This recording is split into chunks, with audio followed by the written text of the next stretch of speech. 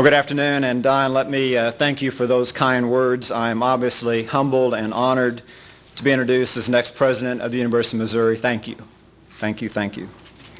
I'd like to thank you all for taking time out of what I know are busy schedules this time of year. We probably interrupted a little bit of holiday planning and maybe even some vacations, and I appreciate your time this afternoon very much.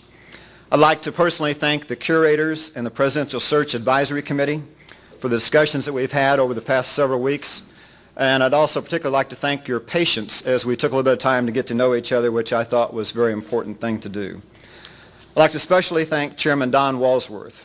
We had a chance to discuss this opportunity over a number of different occasions and settings. I think, as everybody in this room knows, Chairman Walsworth is a great ambassador and an asset for both the university and for the state of Missouri. Thank you, Don.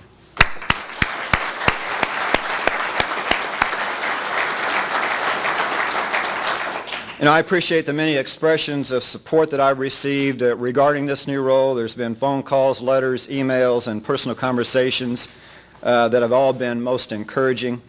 Somehow the word got out. Can't imagine how that happens around here, but that happened, and again, that show of support has been very important.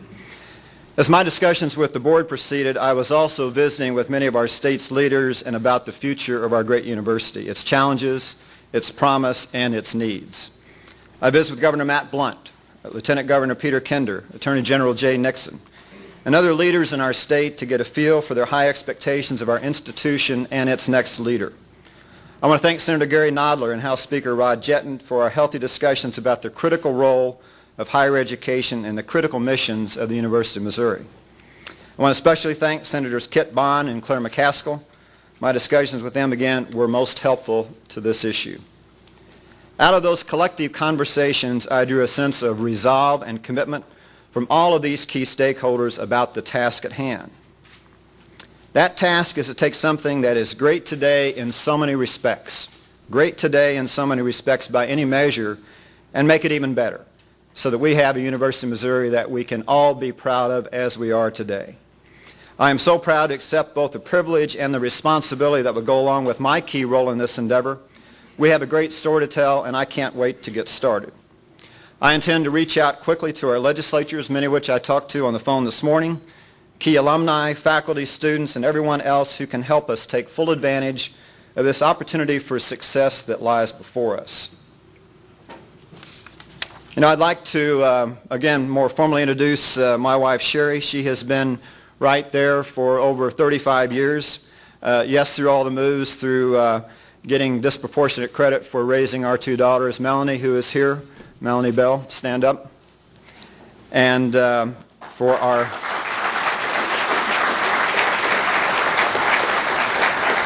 daughter, Dr. Kara Forsee, who lives in Dallas. So, Sherry, thank you.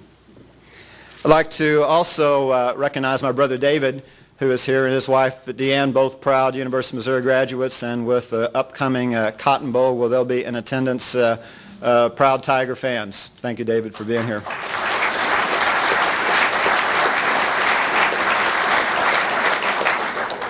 Don chronicled our moves around the state as I grew up, met and married Sherry, raised our daughters, and worked on my business career.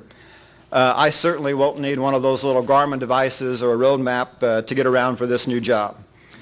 We also lived outside of the state for a few years, and outside the United States as well for a time. But it's always been a grounding post for that inevitable question that comes up, well, where are you from? Well, we're from Missouri. And we're proud of that.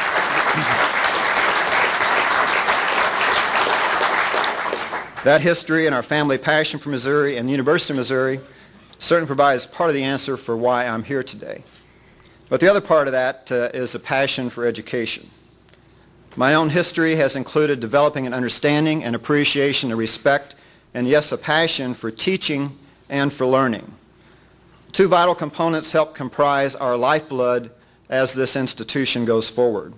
Those who teach, and here I speak, of course, of our great faculty, and those who come to learn, and here I speak of our wonderful and diverse students. This is why I'm so humbled about the tremendous opportunity that has been offered to me by the University of Missouri to serve as its president. As Don has noted, the University of Missouri is one of our state's most important and precious assets.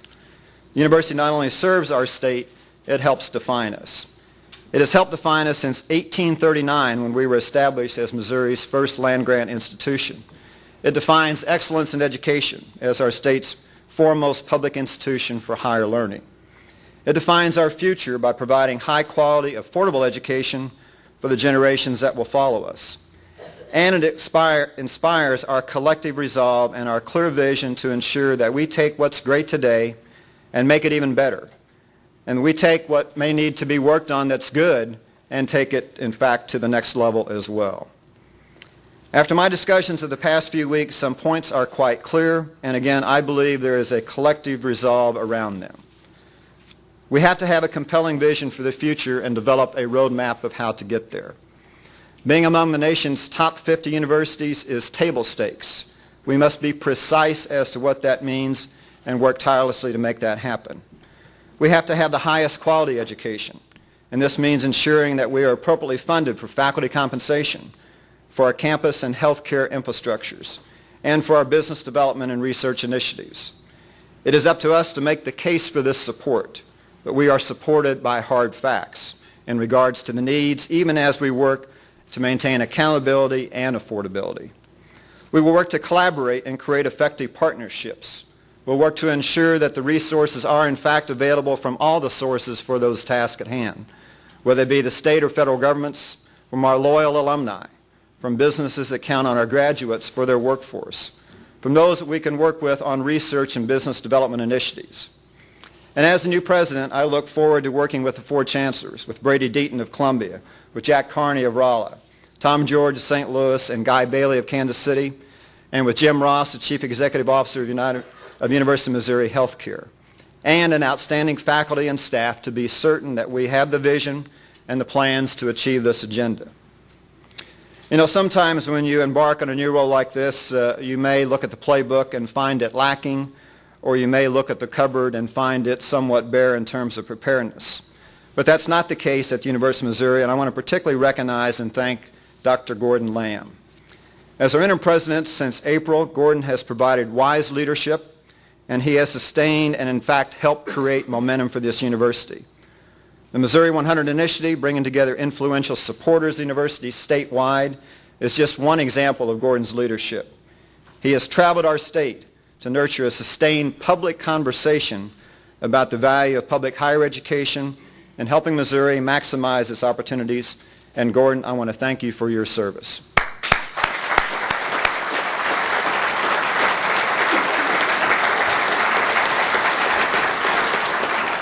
I am pleased, and this may be another one of those secrets not kept, but that you should know that I have asked Gordon, and he has agreed to stay on during 2008 in the role of Executive Vice President for the University.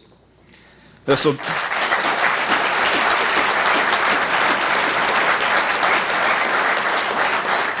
will be a significant role in support of my presidency in the university. Gordon will be at my right hand in support of the agenda that's in motion and of the new initiatives that we will collectively define. Once again, Gordon, thank you for your service to the state and to the university.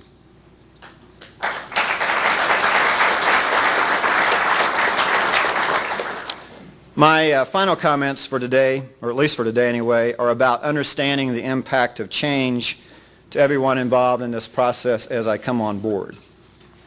At the end of the day, it will be about leadership by me and all of us involved in this process that will define our success. I come into this with a lot to learn. I need to go back to school, if you will. But I am eager, and I have a deep appreciation and respect for what's represented by the academic responsibilities of this university. You know, the way this usually works is the burden of proof falls to the new guy, in this case, me. But I will tell you that I've had the privilege of leading large organizations for a number of years. From that experience, I know this to be true. Organizations and the people that make them up want a vision. They want a strategy and a roadmap about how to get there. They want to know along the way how we're doing, a report card on progress. They want to be recognized for their contributions and to be simply thanked for their efforts. They want to be engaged and not just observers along for the ride. They want to be trusted and empowered to do their jobs. They want to be associated with excellence. And the image or the brand, in fact, of the organization has to be positive and compelling. They want to be respected as individuals for the diversity of thought, for their academic freedom, if you will, and diversity of being. They want their leaders to anticipate change, not just to manage through it. They want their leaders to get it, to be knowledgeable and engage themselves, to be great communicators and have passion for the mission of the organization. That is the tone that I will work very hard to set for this great institution. And to paraphrase, if I may, Ralph Waldo Emerson, an organization is in fact a reality of the lengthened shadow of its leader. I ask for your help and support as I work to earn the confidence of the curators that have entrusted in me to lead this university as president. And today I pledge to give you my very best effort. Thank you.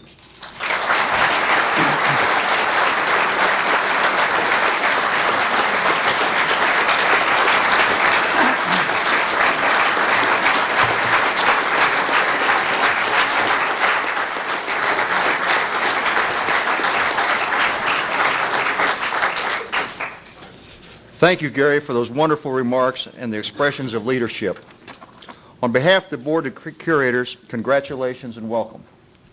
Ladies and gentlemen, you're all invited to join us for a reception to welcome the Forsees here in the great room. Gary and I will be stepping away for a few minutes to meet with the reporters, but please enjoy the hospitality from the Reynolds Alumni Center, and we look forward to visiting with you personally. Thank you for coming, and thank you for your support of the university.